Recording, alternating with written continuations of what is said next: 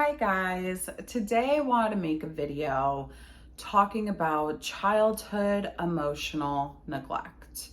I know that this can be a heavy topic, but I really do want to share with you my experience with it, what it looked like for me in my life, the effects that it had on me, and how I'm trying to heal, and how I am trying to proactively break that generational curse as a mother and make sure my son does not experience the emotional neglect I experienced in childhood. So, if you are interested in this topic or just mental health topics in general, definitely go ahead and subscribe. This is a safe space for mental health to talk about it and, to feel the feelings. So thank you guys for watching. And I also want to say that I am not a licensed counselor. I am not a therapist. I am not a psychiatrist. I am not a medical professional in any way, shape, or form. This is my experience, my journey, the research that I've done that I want to share with you guys. So let's go ahead and talk about what childhood emotional neglect is. Most people who have experienced it don't even know that they've experienced it. And a big reason for this is because society, when we think about trauma, neglect, abuse, it's this catastrophic moment, right? This definitive event that we can put into a box and we can label it trauma, abuse, neglect. But just because you can't pinpoint this event in your life doesn't mean that you didn't experience some form of trauma or neglect or abuse. Childhood emotional neglect often goes unrecognized, unreported, and it's really not obvious. For most people, this is just how their home was. This is just what it was. So let's go ahead and talk about some of the things that these people will normally experience. So most people who've experienced childhood emotional neglect will have grown up with a caretaker or a parent who didn't make them feel loved, didn't make them feel valued, didn't make them feel safe, didn't make them feel supported. Maybe you were rejected affection and warmth. Maybe you don't have a lot of positive experiences with your parent or your caretaker. Maybe your household just didn't discuss their feelings or, process things that were going on in the home together. Maybe you guys were walking on eggshells to avoid a parent's reaction or a sibling's reaction. Maybe you grew up in a home with no discipline or no structure. It could look very different for everybody, but the core really is not feeling connected to the people who are supposed to love you the most. Maybe you were told you were too sensitive. Maybe you were told you were too dramatic. Maybe you were given standards that were impossible for you to meet. Maybe you were shamed often. Like I said, it could look very different. And for most of us who've experienced this, it was just our life. It was just how things were on a day-to-day. Let's go ahead and talk about some of the effects that this lack of emotional love and connection with our parent or caretaker can have on us. Most of the times, we can grow up with feelings of loneliness and emptiness, or maybe you have poor self-discipline, which can lead to overeating, over drinking, substance abuse, poor work ethic. Maybe you never feel fulfilled or successful, even though you, in fact, are successful. Maybe you don't have a good sense of who you are. You don't know your likes and dislikes. You don't know your strengths and your weaknesses. You're not aware of your feelings. Maybe you never felt that you fit in at school, at work, at home. Maybe you have a hard time depending on people or asking for help or being vulnerable. It can manifest, the effects of childhood emotional neglect can manifest in so many different ways, and it can look different for everybody. But I do want to share with you guys a little bit about my story and my experience with it and how it affected me. And then we'll get into some ways that, you can start to heal. So I was born in New York on Long Island, the suburbs of New York, to a mom and a dad. I was the youngest of 3 children. Pretty normal, right? My parents did separate when I was very young, 5 or 6 years old, I believe. And I do not remember anybody sitting down with me and saying, we're not going to be together anymore. Your parents are going to separate. This home, the only home you've ever known, you're now going to move out of. Sorry, my cat wants to get out. Hold on one second. Okay, sorry. So my parents were splitting and no one explained to us anything that was going on. And this transition was not a smooth transition. My dad had moved out of the house, and then my mom took us 3 kids and we went to go live with my grandmother. Me and my mom and my sister shared a room. It was just a very confusing time, but nobody was acting like anything was wrong. So therefore, I did not feel the need to ask questions. No one explained it to me. Nobody acted like anything was wrong. Therefore, that was just what was going to happen. Now, I do want to say that when I speak about my mom in this video, I don't want to paint her out to be a bad person, but this is my experience with having my mom as my mother. Unfortunately, my mom is a very cold person. She has an extremely hard time showing affection. She was not the type to tell us she loved us. She was not the type to give us a hug. She was not the type to even help us with homework or, ask us how our day was. Like that just was not her. My mom was very, she was very blunt, very much suck it up. That's how life is. My dad, on the other hand, me and my dad were very close. We still are very close. And I did see my dad often. I would see him on weekends and stay with him, when I had like school vacations or holidays and things like that. But I primarily lived with my mom.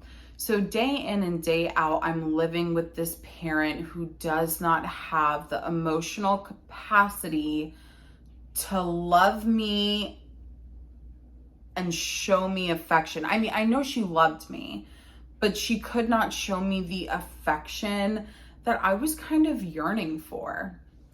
I remember going to my friends' houses and their moms asking how their day was, or if they had any homework, or if they had finished a school project. And I would almost be in like disbelief because my mom would never take the time out of her day to ask me those questions. My mom didn't know if I was failing a class or if my homework wasn't turned in. There was just no like check-in, you know? So like I did mention earlier, I had two older siblings, and out of the three of us, I definitely was the most sensitive.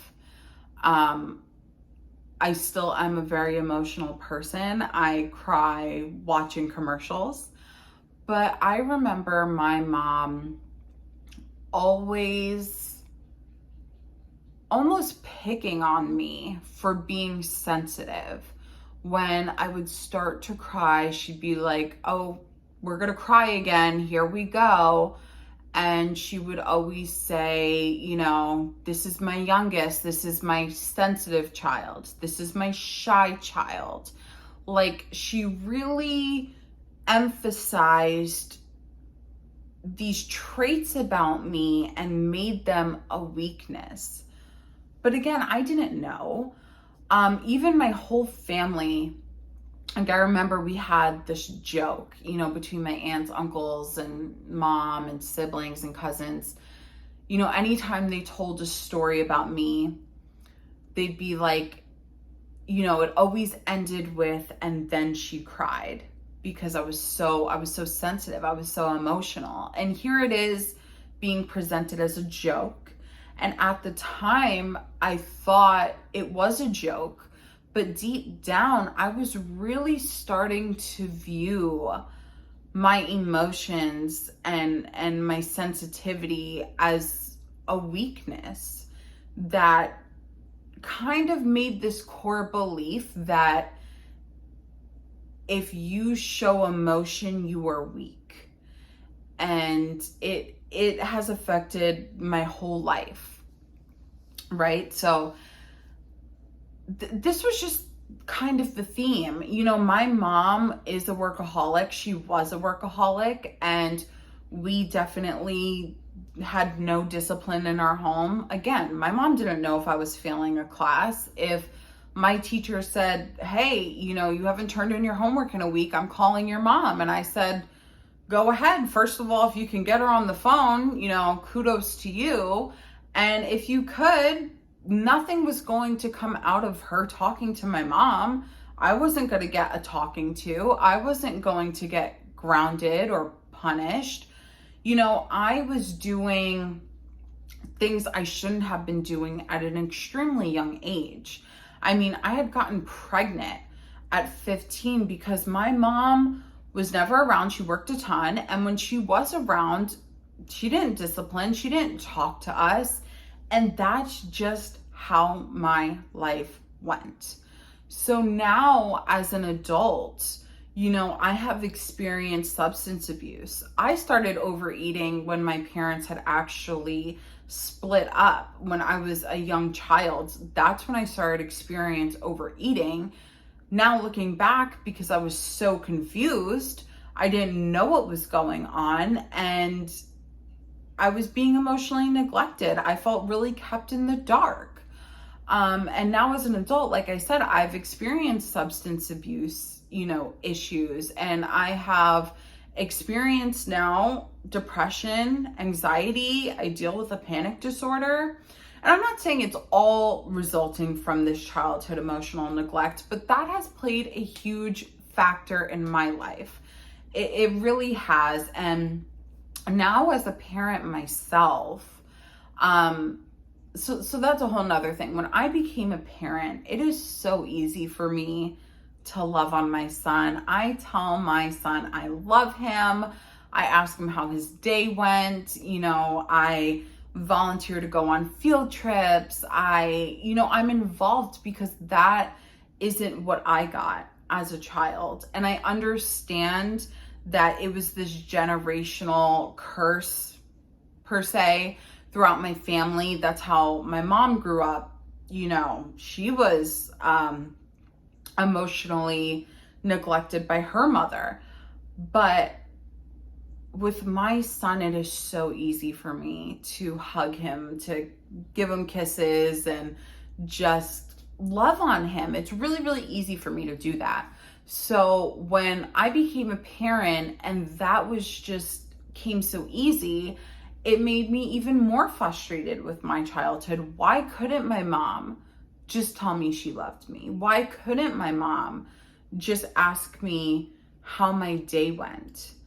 And I think one of the hardest parts of healing from that neglect is accepting that you're never going to get that back. I'm never going to be a kid again. And my mom's never going to get that opportunity to re-raise me, you know? I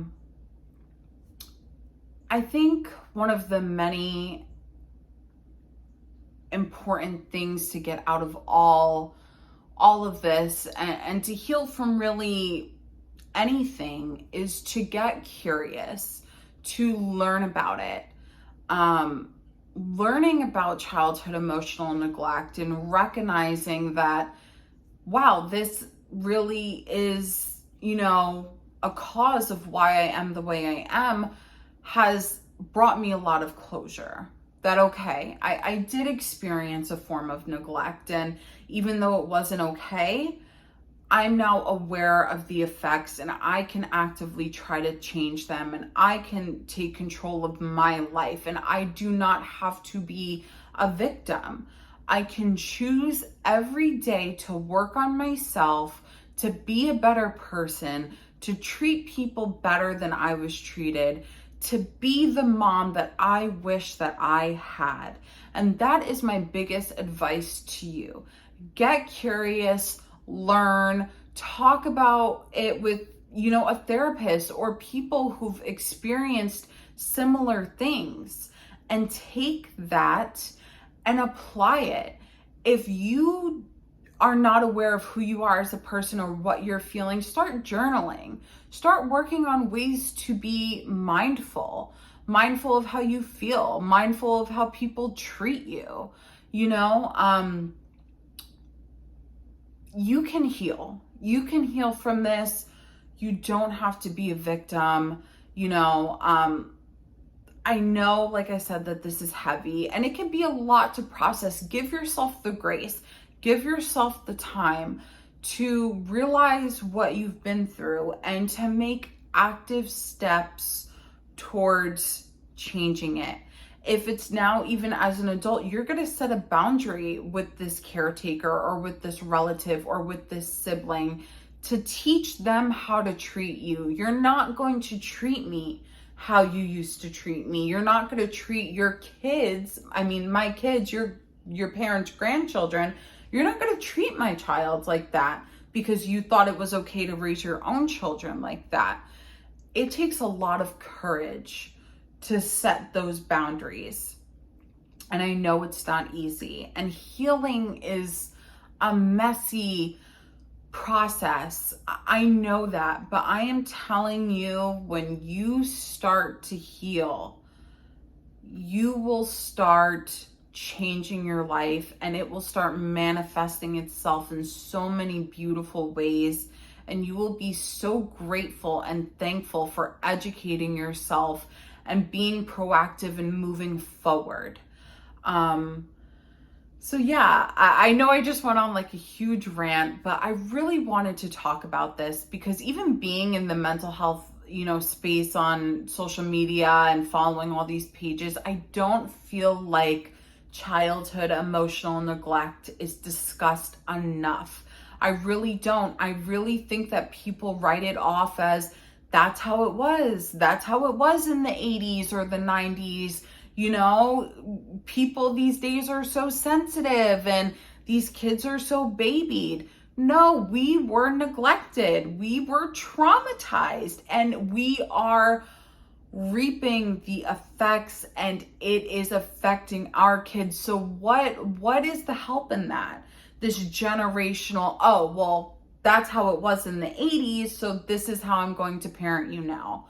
No, we are learning more and more every day, and we are evolving, and we need, like I said, to take control of our lives and, just process and heal together. So that's really what I wanted to say about this topic. If you have a specific topic that you want me to talk about, or you have specific questions for me about this topic, definitely reach out to me. And I wish you guys all the best in dealing with your mental health. I believe in you. You guys are strong. I want you guys to heal, and I wish you the best of luck. Thanks.